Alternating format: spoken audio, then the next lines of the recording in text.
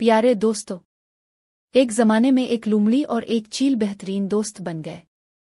दोनों में दोस्ती गहरी हो गई और वो रोजाना मुलाकात करने लगे। एक दिन लुमड़ी ने चील से कहा, क्यों ना हम करीब रहें। मुझे अक्सर शिकारी के पीछे भागना पड़ता है, जिसकी वजह से मेरे बच्चे अकेले रह जाते हैं। मेरा ज्यादातर ध्यान उन्हीं पर होता है। क्या तुम यहीं नजदीक रह सकती हो? तुम मेरे बच्चों का ख्याल रख लोगी? चील ने लुमड़ी की बात मान ली और आखिरकार रहने के लिए एक पुराना दरख्त ढूंढ निकाला जिसका तना अंदर से खोखला था। इसमें एक सुराख था और दोनों को ये जगह पसंद आ गई। लुमड़ी अपने बच्चों के साथ इस सुराख में रहने लगी, जबकि चील ने दरख्त पर अपना घोंसला बना लिया।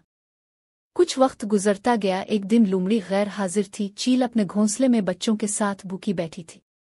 इसने एक बच्चा उठाया और घोंसले में जाकर खुद भी खाने लगी और अपने बच्चों को भी खिलाया।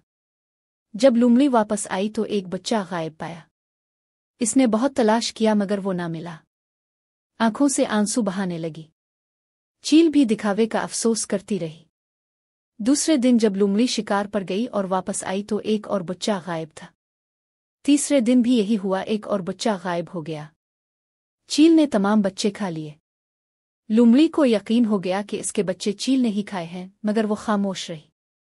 कोई शिकायत नहीं की, बस रोती रही और अल्लाह से दुआ करती रही, ए अल्लाह, मुझे परवाज करने की ताकत अता फरमा ताकि मैं अपनी दोस्त नुमा दुश्मन चील से बदला ले सकूं। अल्लाह ने लुमड़ी की दुआ सुन ली और चील पर अपना अजाब नाजिल किया। एक दिन भूख से तंग आकर चील जंगल में उड़ रही थी और अचानक एक जगह धुआं उठता देखा। वो फौरन उसकी तरफ बढ़ गई। देखा कुछ शिकारी आग जलाकर अपना शिकार भून रहे हैं। चील की भूख बहुत बढ़ गई थी और बच्चे भी भूखे थे। वो सब्र ना कर सकी, एक झपटा मारा और कुछ गोश्त अपने पंजों में उठाकर घोंसले में ले गई।